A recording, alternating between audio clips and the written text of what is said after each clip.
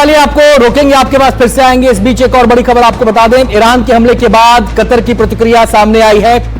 Qatar ने इस हमले की निंदा की है और कतर की तरफ से कहा गया है कि अंतर्राष्ट्रीय कानून का उल्लंघन है। ईरानी मिसाइलों को सफलतापूर्वक रोका गया। यूएस बेस को पहले ही खाली करा लिया गया था। हमले में कोई चोट या मानवीय क्षति नहीं हुई है। तो बड़ी बातें कतर ने यहां पर की है, ईरान के हमले की निंदा की है। ये तो एक बात हो गई, लेकिन साथ ही साथ ये संदेश भी दे दिया है कि कोई नुकसान इस हमले में नहीं हुआ है।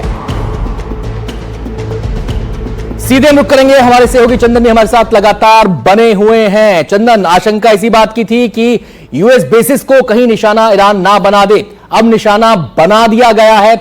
जाहिर सी बात है, अब निगाहें टिकी हैं कि अमेरिका क्या करता है, इजराइल क्या करता है।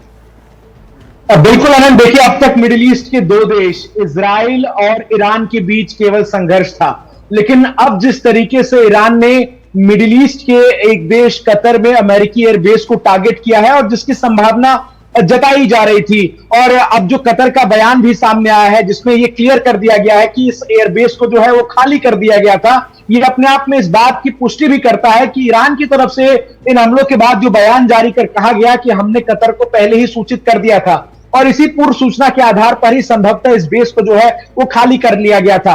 अब अनंत यहां से सबसे महत्वपूर्ण चंदन आपके पास आते हैं। चंदन, आप ट्रंप का अगला कदम क्या होगा सामने आई है।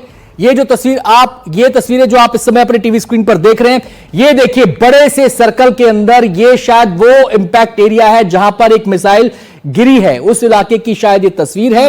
और यहां पर ये देखिए ये मिसाइल गिरी और उसके बाद वहां पर धमाका होता है, रोशनी वहां पर दिखाई देती है। तो ये इंपैक्ट एरिया यहां पर समझ में जो आ रहा है वो ये कि ये वो इंपैक्ट एरिया है। 10 मिसाइलें दागी गई थी ईरान की तरफ से, 9 को इंटरसेप्ट कर लिया, कतर ये दावा कर रहा है। और एक जो मिसाइल गिरी, शायद ये वही इलाका है, या तो मिसाइल का कोई हिस्सा यहां पर गिरा है आकर, या पूरी मिसाइल यहां पर आके गिरी है, ये थोड़ी देर में साफ हो जाएगा।